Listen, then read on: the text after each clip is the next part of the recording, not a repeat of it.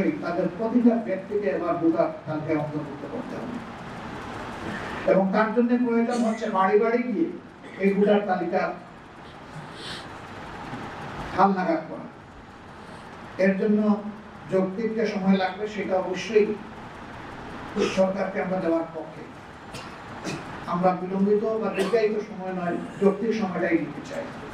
পাশাপাশি এবারকার এই যুদ্ধটা ফ্যাসিস্ট সরকারের বিরুদ্ধে শুধু দেশবাসী করে নাই, প্রবাসে আমাদের যে সমস্ত নাগরিকরা আছেন তারা সমানতালে আমাদের সাথে যুদ্ধ করেছে। আমরা তাদের প্রতি শ্রদ্ধাশীল। তাদেরকে ভোটার তালিকায় অন্তর্ভুক্ত করতে হবে। তাদেরকে ভোটার তালিকায় অন্তর্ভুক্ত করার উদ্যোগ সংশ্লিষ্ট দেশের এমবেসির মাধ্যমে সরকারকে গ্রহণ করতে হবে। কেউ যদি দেশে এসে করতে চাইবেন, শুধু ভোটার তালিকায় অন্তর্ভুক্ত করার জন্য একজন নাগরিকের দেশে আসার প্রয়োজন নেই। বর্তমান আধুনিক প্রযুক্তির যুগে ওখানে থেকেই এটা সম্ভব। আমরা এও দাবি জানাই তাদেরকে যেন ভোটার তালিকা অন্তর্ভুক্ত করেই আগামী নির্বাচন সম্পন্ন করা হয়। প্রিয় দেশবাসী, দেশ যখন এই পরিবর্তনের পরে একটা ইতিবাচক ধারায় আছে, তখন আমরা লক্ষ্য করছি এই দেশকে অশান্ত করার জন্য অতীত স্বৈরাচার এবং তাদের দূষণ দেশে বিদেশে তারা মাথা ছাড়া দিয়ে উঠেছে এবং তারা অনেকগুলা দুর্ঘটনা ঘটিয়ে এই সমাজকে অস্থির করতে চায়, অস্থিতিশীল করতে চায়।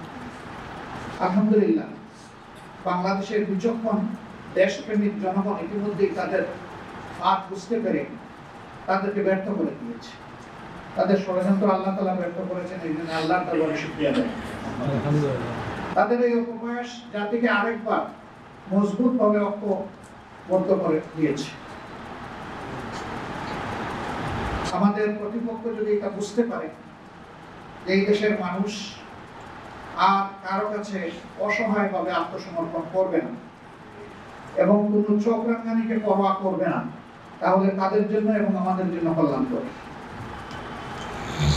আমরা একটা সুন্দর, শান্তিপূর্ণ, মানবিক দেশ চাই। আমরা একটা দুর্নীতিমুক্ত দেশ চাই।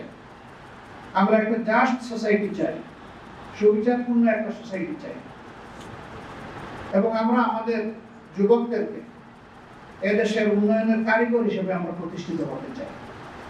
সমাজ পরিচালনার দায়িত্ব আমরা ক্রমান্বয়ে তাদের হাতে তুলে দিতে চাই।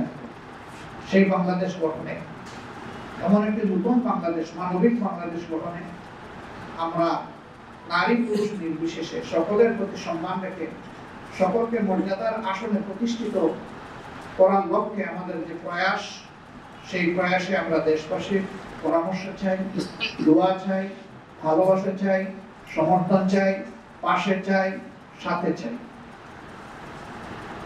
আমরা আশাবাদী প্রিয় দেশবাসীর সহযোগিতা পেলে ইনশাআল্লাহ একটা কাঙ্ক্ষিত বাংলাদেশ গঠন করা সম্ভব হবে। এই জন্য আমরা দেশপ্রেমিক সকল শক্তির প্রতি উদাত্ত আহ্বান জানাবো। জাতীয় স্বার্থের জায়গায় আমরা যেন কখনো বিভক্তিতে লিপ্ত না হই, বরঞ্চ আমরা যেন ঐক্যবদ্ধ থাকি। জাতীয় ঐক্যবদ্ধ থাকলে জাতির বিরুদ্ধে যারা ষড়যন্ত্র করবে তারা অবশ্যই ব্যর্থ হবে। আল্লাহ তাদেরকে ব্যর্থ করে দেবেন ইনশাআল্লাহ। তাই আরেকবার আমি জাতিকে জাতীয় স্বার্থে দল মত ধর্মের ঊর্ধ্বে উঠে ঐক্যবদ্ধ থাকার আহ্বান জানিয়ে আমার উদ্বোধনী কথা এখানেই শেষ করছি। আল্লাহ হাফেজ। বাংলাদেশ জিন্দাবাদ। বাংলাদেশ জামাত ইসলামী জিন্দাবাদ।